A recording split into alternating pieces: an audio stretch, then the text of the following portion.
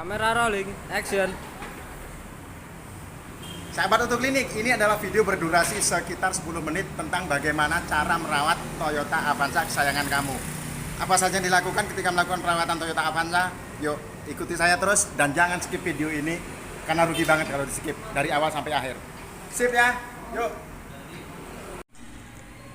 Sahabat Auto Klinik, jumpa lagi ya. Ini ada mobil Avanza. Wih, sudah ada stiker Monte Carlo-nya. Monte Carlo ini adalah induk dari bengkel Auto Klinik ya. Karena kami ini Auto Klinik adalah cabang dari Monte Carlo. Jadi sudah ada 12 cabang tersebar di Jawa Tengah, Jawa Timur, dan Lampung. Oke, sekarang kita cek aja servisnya apa aja.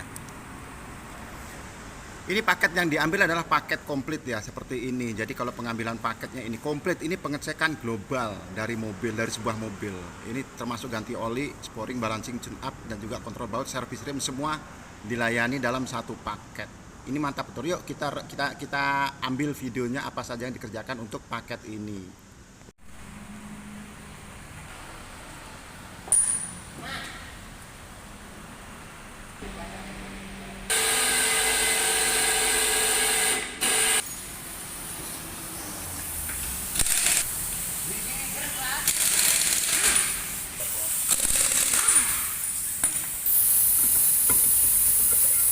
Tuh, jadi remnya ada kebocoran di sini. Ini bahaya banget ya. Ini bahaya banget. Jadi fokus pengecekan sampai kayak gini.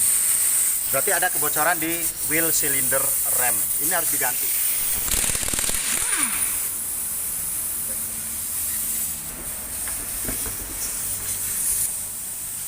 Ini adalah proses pengecekan kondisi kampas rem depan. Nanti akan dibongkar semuanya.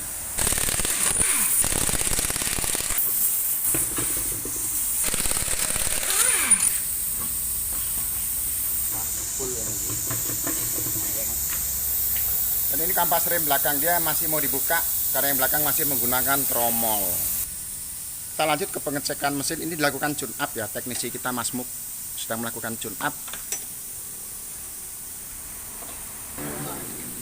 Jadi prosedur pertama ini harus dibuka. Ini adalah rumah filter udaranya, nanti akan dibuka. Dan kita lanjut ke bawah dulu. Ini adalah pengecekan kondisi kampas rem. Ini masih bagus ya, cukup dibersihkan. Kemudian di sini garis tengahnya ini dipasang. Kemudian nanti di sini dikasih grease agar tidak bunyi. Setelah tabungnya dibuka, di sini kelihatan ignition coil dan juga nanti businya akan diangkat.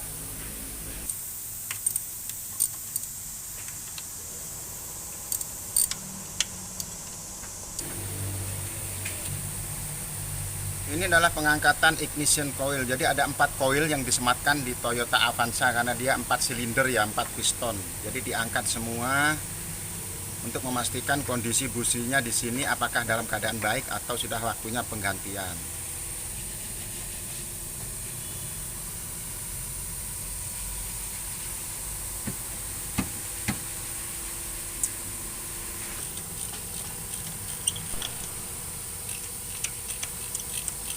Melepas busi dengan menggunakan kunci sok ukuran 16 mm dan juga rak agar mempermudah pekerjaan. Apabila tidak mempunyai magnet, maka bisa menggunakan tutup coil ini untuk mencabut businya seperti ini, abang. Toh kelihatan ya businya ya, dicabut menggunakan coilnya nggak apa-apa kalau tidak ada magnet.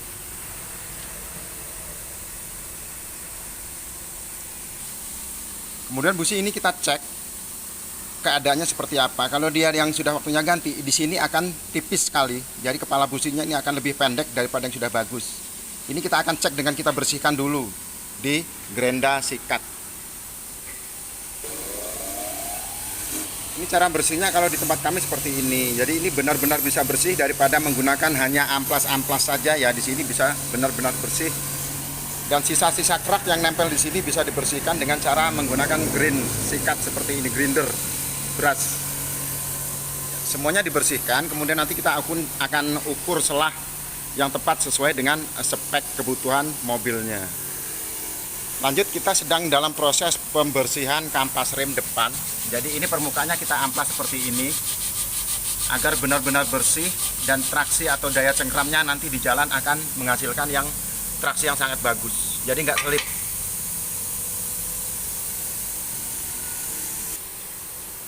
Untuk yang bagian belakang remnya memang ada kebocoran di sini. Ini bocor ya.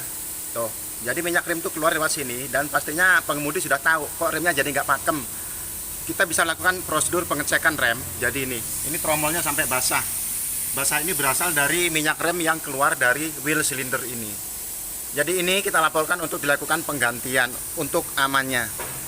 Kalau hanya diganti seal sementara rumahnya sudah aus, sudah ada kropos, maka sealnya tidak akan bertahan lama. Jadi sebaiknya diganti dengan unit tabungnya seperti ini. Sekarang kita bisa melihat kebocorannya sebelah mana tuh dengan melihat volume dari minyak rem yang ada di sini. Ini sudah turun. Seharusnya kan dia di batas maksimal sini ya. Ini batas yang baik di sini, tapi ini kan sudah turun. Berarti sudah dipastikan ada kebocoran di salah satu kaliper piston, baik itu di depan atau di belakang. Itulah prosedur pengecekan rem wajib dilakukan ketika melihat kondisi minyak rem ini turun sampai ke pertengahan atau bahkan sampai ke batas min. Karena yang dianjurkan adalah batas mak atau maksimalnya. Dan ini adalah proses pengukuran celah busi yang dianjurkan dari 0,80 di kilogram. Ya nggak nyampe 1 mm ya. Jadi 0,8. Jadi dicek. Cara ngeceknya kalau memang dia masih dalam ukuran 0,8 itu masih bagus. Kerengkatannya diukur, dipaskan.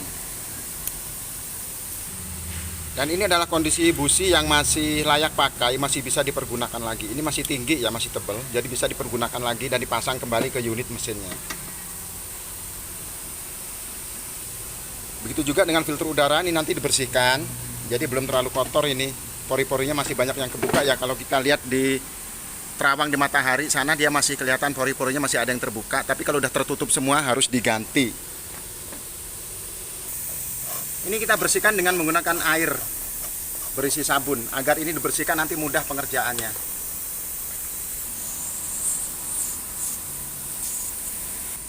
Setelah melakukan penyetelan dan juga pembersihan, maka busi ini fix bisa dikembalikan lagi ke mesin.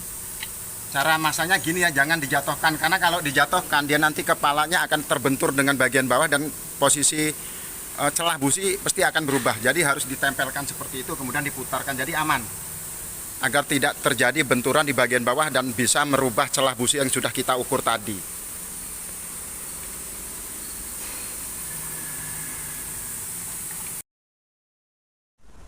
Penggantian oli mesin itu juga wajib dilakukan setiap 5.000 km. Jadi yang terbaik adalah jarak 5.000 km sekali untuk melakukan satu kali penggantian oli mesin. Jadi oli yang digunakan untuk Avanza cukup 3 liter tanpa penggantian filter oli. Setelah dikencangkan maka kuil dimasukkan kemudian dipasang lagi. Bisa pasang bisa bongkar ya. Jadi jangan cuma bisa bongkar tapi masangnya bingung. Itulah kenapa kami memberikan tutorial poin-poinnya saja. Ketika terjadi kebingungan bisa menonton video-video dari sahabat Auto Klinik. Konsultasi bisa langsung ke WA.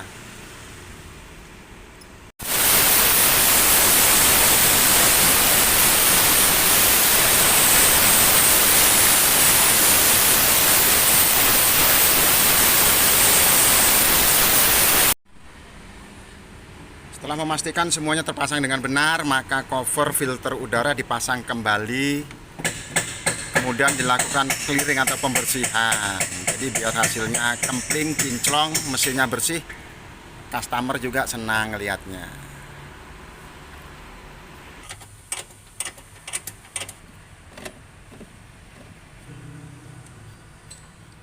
Dan untuk pembersihan throttle body atau ISC nanti kita akan buat videonya terpisah ya. Jadi tidak bisa kita gabungkan di sini untuk menghemat durasi karena kalau dijadikan satu durasinya akan sangat panjang sekali. Jadi untuk pembersihan TB dan juga ISC sensor nanti kita akan buat videonya terpisah agar semakin mudah untuk dipelajari oleh sahabat-sahabat Auto Klinik semua. Begitu juga dengan pengecekan injektor, kami akan buatkan videonya terpisah karena nanti durasinya juga akan lama. Begitu juga dengan pengecekan sensor VVTi dan juga filternya. Filternya ada di bagian dalam ya, bagian bawah sini. Nanti kita akan gabungkan videonya dengan proses pembersihan ISC, kemudian injektor dan juga sensor-sensor yang lain. Jadi untuk pengecekan kebocorannya juga nanti ada di video terpisah.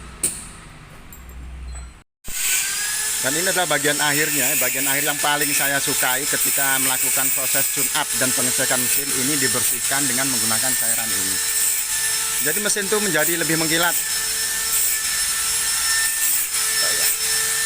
Kemudian ini kita lap lagi dengan trik tertentu, jadi mengkilatnya itu tidak melebar tetapi mengkilat, benar-benar mengkilat tuh. Hasilnya cheese banget. Siapa sih yang nggak seneng kalau mobilnya diperlakukan seperti ini? Ini adalah perawatan untuk balancer ban ya, roda ya. Jadi keluhannya kalau di balancer itu kan setir itu sering bergetar di kecepatan tertentu, kecepatan tinggi di atas 70 atau 80 km dia bergetar, maka prosedurnya harus dilakukan balancing seperti ini. Tuh Honda Jazz, yang mau tutorial servis Honda Jazz nanti kita buatkan videonya.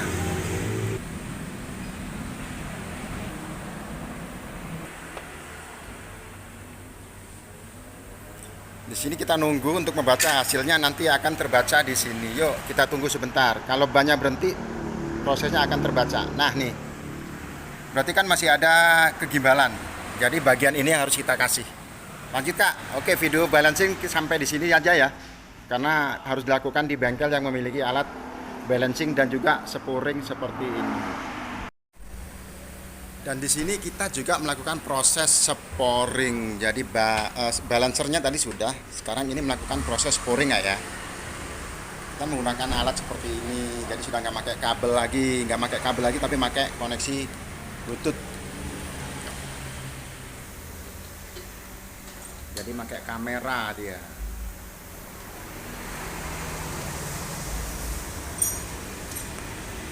Kakak, saya halo saya. Setelah lip naik ke posisi tertentu ya, baru bisa dilakukan.